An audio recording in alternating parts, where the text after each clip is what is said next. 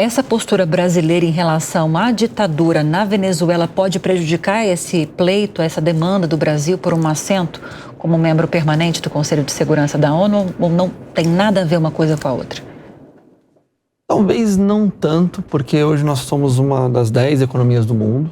Então hoje tirando armas, a economia é o que manda no mundo. E isso pra gente faz um grande diferencial, mas mostra uma falta de liderança regional. E aí eu concordo com o Gustavo, a questão de você não conseguir, em nível regional, você conseguir apaziguar e fazer, de repente, o Maduro mostrar as atas, o Tribunal Supremo falou que não vai mostrar a ata, etc. Ou seja, ali você tinha que se endurecer mesmo. Mas aí, até voltando na questão de Israel, Sim. É buscar todos os parceiros do continente, aqui da América, e falar assim, ó, Venezuela, o que você quer brincar? Qual que é o problema aqui? Então é uma coisa que não é só também o Brasil sozinho. O Brasil também, nesse ponto, ele tinha que se articular regionalmente para ter essa postura de cobrar a Venezuela de maneira conjunta. Como seria essa articulação regional? Como poderia ser a atuação do Brasil regionalmente para tentar conseguir apoio para essa postura um pouco mais contundente em relação ao que está acontecendo lá? Hoje a gente tem, já na eleição, você já teve um alinhamento do Brasil, Colômbia e o México, apesar de não estar como vizinho. Sim. Mas justamente de não falar que foi um golpe na Venezuela, falar assim, olha, mas não vamos reconhecer enquanto você não mostrar, mas também não vou fazer que nem os outros que vou romper relações. Sim. Então, de repente, seria uma postura de você articular, de todo mundo em volta começa a pressionar, fala que não vai reconhecer, fala que, de repente, vai parar de fazer negociações, fazer alguma coisa, não chegar a ser uma sanção, mas pressionar localmente, aí como a Venezuela mereceria ter como uma ditadura que é. Sim, sim. A gente está nos minutinhos finais do programa e eu quero ouvi-los todos nesses 4 minutos que nós temos sobre as perspectivas que vocês enxergam para um futuro próximo ou não tão próximo de que essas demandas do Estado brasileiro sejam atendidas em relação à ONU. Quero começar com você. Vamos conseguir? Olha, eu acho que é difícil, né? Acho que no curto prazo a gente não vai ver. O curto prazo é o resto da minha vida, então... Tô pensando, né? Isso. Eu acho que eu não vou ver isso acontecer.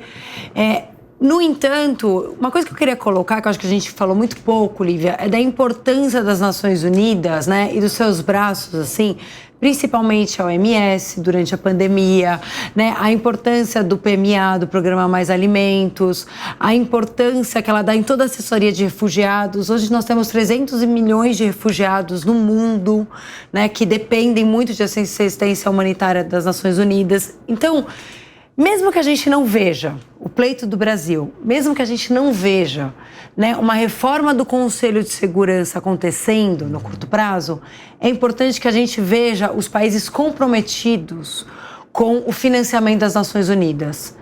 Né, as Nações Unidas têm passado uma crise, teve até mesmo que apagar as luzes, literalmente, né, de parte das suas unidades para se manter o seu orçamento. As Nações Unidas é mais do que o Conselho de Segurança. Ela faz muita coisa. Tem gente hoje que consegue comer porque as Nações Unidas estão lá. Então, é muito importante a gente garantir, né, quero assim, acho que mandar uma mensagem positiva, né, mesmo que o Lula não consiga, o Brasil não consiga, a reforma do Conselho de Segurança, garantir que as Nações Unidas tenha o seu pleno funcionamento com um orçamento adequado para manter todos esses outros programas que são tão importantes. Sim. De vacinação, né, de ajuda alimentar, tudo isso. Que tem tudo a ver com aquele primeiro dos 4 objetivos que o Lula quer alcançar, né, como esse pleno. Também. Tem a ver. Gustavo, rapidinho, que a gente está no finalzinho, quero ouvir os outros também. Bom, eu concordo com a Natália. Eu acho que, antes de mais nada, antes da gente pleitear enquanto brasileiro, a gente tem que se colocar enquanto cidadão do mundo também e reconhecer o trabalho que a ONU faz, ainda que enfrentando esses problemas todos, estruturais, políticos e financeiros. Eu acho que a coisa ainda vai piorar muito antes de melhorar, porque, infelizmente, como a gente falou agora há pouco, tanto a Liga das Nações quanto a ONU nascem de catástrofes. Então, talvez a gente não veja uma reforma da ONU, talvez a gente veja o fim da ONU. E talvez a gente veja a criação de uma terceira organização. O importante é a gente tentar salvar antes de cometer esse erro mais uma vez. Eu acho que a gente não precisa chegar num ponto de não retorno. A gente já aprendeu com a história, a gente tá recente, todos nós conseguimos enxergar o benefício de ter uma organização como as Nações Unidas. A reforma ela é importante, a reforma ela é urgente e ela precisa acontecer antes que a gente chegue nesse ponto. Eu tenho 1 minuto para vocês dois, ou seja, como eu preciso de 10 para encerrar, 20 segundos para cada um. Não, eu vou ser objetivo. Eu também sou pessimista em termos de uma reforma no Conselho, mas eu concordo que esse papel que a ONU tem é muito importante em termos de alimentação, em termos de proteção a mulheres em situação de vulnerabilidade, em termos de combate à pobreza no mundo todo.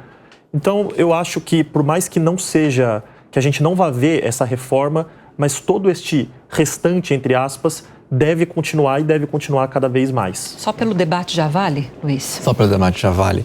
Eu acredito que é bem, o professor Natália e o Gustavo falaram, de a ONU tem que ser preservada, talvez ela tenha que ter essa reforma, não vai ser agora, não acredito que vai ser agora, e a gente continua aí acreditando nessa internacionalização das pessoas, assim, a gente tem que trazer isso bastante para o Brasil, porque a gente não se vê como cidadão no mundo. A palavra Gustavo é muito boa.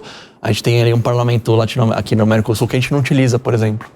Porque a gente nem dá valor para isso. Só para dar um exemplo.